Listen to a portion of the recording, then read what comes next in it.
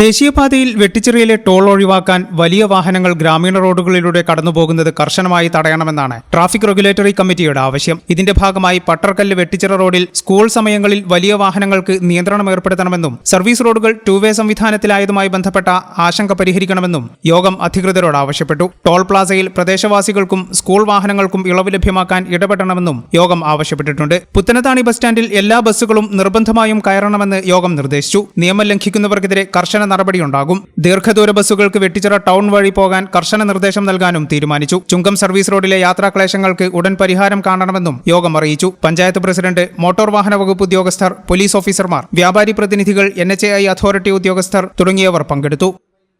ഈ channel news Vettichira.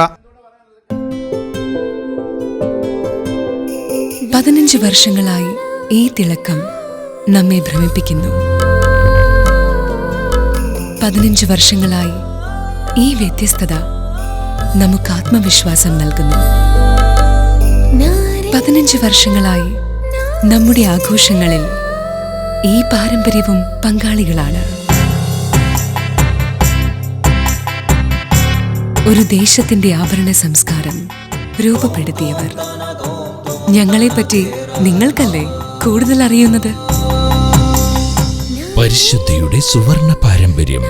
Hayat golden diamonds, Valanchery.